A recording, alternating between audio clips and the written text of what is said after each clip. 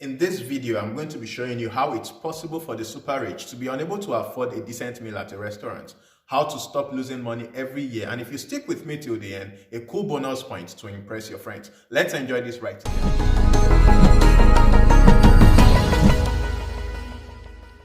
Do you sometimes wonder that despite being something we deal with every day, inflation is a topic that is little known or talked about by many people? For people like you and I who are interested in taking control of our finances, inflation is in fact an interesting topic that we should pay attention to. For example, what is the inflation rate in your country? Answer me in the comment section down below. I live in Europe, Lithuania specifically, and the inflation rate in 2020 was about 1.28%, and that's good enough. It's low enough. The higher the inflation rate in your country, the worse it is for your money. Some countries have suffered inflation more than the others, with some having had to deal with something called hyperinflation. Hyperinflation is basically inflation on steroids. It's inflation gone crazy. It's inflation berserk. In the year 2008, Zimbabwe hyperinflated so much that you had to be a trillionaire to afford a loaf of bread. A loaf of bread sold for 1.6 trillion Zimbabwean dollars. That's 12 zeros. Imagine being trillion level rich and still not able to afford a plate of food in a restaurant. That's crazy. So what is inflation? Inflation rate is how much the prices of goods and services increase in percentages yearly. It measures how fast the prices of goods and services are increasing or are rising in an economy. For example, if you could buy a box of candy for €1.50 at the beginning of last year, and it costs you about €1.58 to buy the exact same pack of sweets this year, the inflation that year is around 5%. 8 cents does not seem like a lot of money, but if you look at it in percentages, 5% is quite a high figure for inflation rate. Each country tries to manage their inflation rate because if left unattended, things can go out of hands. Very recently also, in 2018, hyperinflation hit the Venezuelan bolivar, rising up to about 65,000%. 65,000%. It got so bad that people started using eggs as currency. So it's like, I want that t-shirt, how many eggs is it going to cost me? Something like that. Imagine a world where the prices of things doubled every day.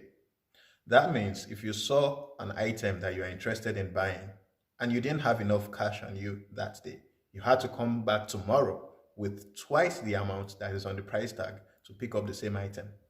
Now you know what inflation is, and hopefully you can explain to a 5-year-old. Let's look at the things that can cause inflation. There are several factors that can lead to inflation. I'm going to be talking about 3 of them. The first one I'm talking about is war. War, natural or economic disasters. Basically, anything of large enough proportions to disrupt daily business activities is capable of causing inflation. The hyperinflation that happened in Zimbabwe between 2004 and 2009, for example, was partly thanks to paying for war in Congo, droughts, and farm confiscations. The Civil War sent the United States also into hyperinflation, and poor government decisions did it for Venezuela, which was still hyperinflating as at 2020, by the way. In my opinion, bad government fiscal policies are the worst form of economic disaster that a country can go through. Like what we see happening in Nigeria currently, where the government, through its central bank, is literally putting the economy on reverse, basically crippling foreign remittances, which formed a good part of the GDP, and clamping down on cryptocurrencies. Number 2, cost push inflation. This is something that happens when production costs increase. For example, prices of raw materials or even wages. Businesses make products and they need raw materials to make these products. They have employees who make these products. They have to procure the raw materials and they have to pay wages to their employees. If any of the cost of these factors of production increases, then the businesses tend to shift this cost onto the consumer. So the prices of regular goods that you buy, the products from these businesses, increases. It's like a ripple effect, and throughout the economy it rings and inflation can set in. The third and final cause of inflation that I will be talking about is sudden or prolonged increase in demand for goods and services, which is also known technically as demand pull inflation. So there is cost push inflation, there is demand pull inflation. Demand pull inflation basically means that consumers are willing to pay higher to get what they want. So this person is willing to pay more, this person is willing to pay more, and the prices keep going up and up and up and through the roof. Inflation. All this talk about inflation, you're probably wondering, how does this affect me personally? How does it affect my finances? The immediate impact of inflation is pretty obvious. Prices increase. It costs you more to get your groceries. It costs more to move from one place to another. It costs more to go on a date. It costs more to get a bottle of a drink. But the effect of inflation that may not be instantly obvious is how it affects your future finances. First, your savings. They lose value every year. So you're losing money yearly. Saving may not be the best decision financially for your money because savers are losers. If you want to see a video on why savers are losers on this channel, let me know in the comment section down below. So your savings lose value yearly, and even worse in a bank. Also, your investments may have a good part of the value shaved off because, the money has lost some value. And finally, time for some good news. If you're still watching, thanks for watching. Hit the like button and subscribe if you haven't. How do you protect yourself from inflation? The basic fact about inflation is you're losing money every year because your money is losing value. So how do you protect yourself from inflation? The first thing you should note is do not buy worthless currencies. Do not buy worthless currencies. Let me give an example. Say you live in a country with relatively high inflation rates, but you happen to earn in a more stable currency, say the euro or the pound. It may make more sense for you to conduct your transactions in the stable currency and only convert when it is absolutely necessary. Take note that when you convert money into a new currency, you're basically buying the currency that you're converting into. Also, you could simply save up your money in a more stable currency. A stable currency is a currency that doesn't have too much fluctuations happening in its value, so it holds its purchasing power over a period of time. The Norwegian krone is a stable currency partly due to the fact that Norway is one of the very few countries in the world that doesn't have net debt. What that means is Norway does not need to borrow money to pay off its debt. So the Norwegian krone is a stable currency. Other stable currencies, the Swiss franc, you have the United States dollars, and you have the euro.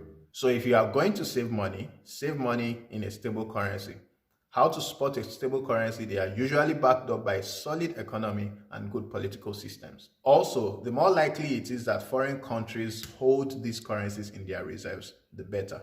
Number 3, you can store up your money in safe haven assets. Safe haven assets are assets that tend to hold their value even in times of economic downturn. You can use safe haven assets like gold or artworks as a store of value for your money. The fourth and final option is crypto. Cryptocurrencies are particularly popular these days, and for a good reason. In later videos, I'm going to be talking more exhaustively about cryptocurrencies, Bitcoin especially, and how these new innovations can be a viable store of value for your money. And like any good asset, actually increase your money instead of shaving off from it every year. Time for the bonus cool point.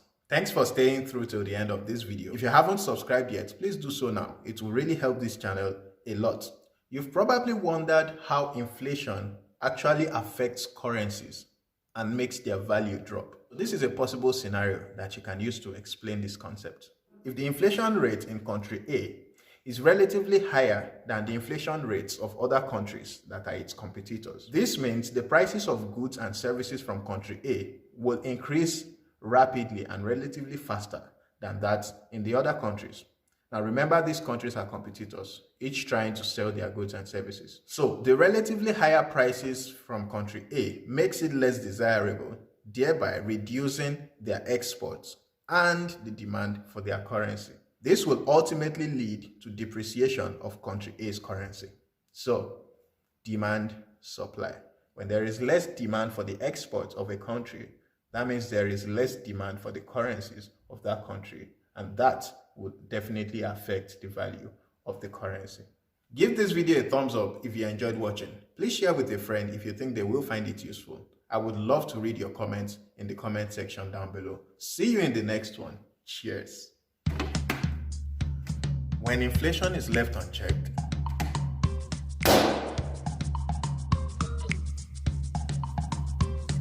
Hello and welcome back. It's time to take control of your finances. Hello, welcome back. Hello, welcome back. Welcome back. Welcome back. Hello. Time to take control of your finances.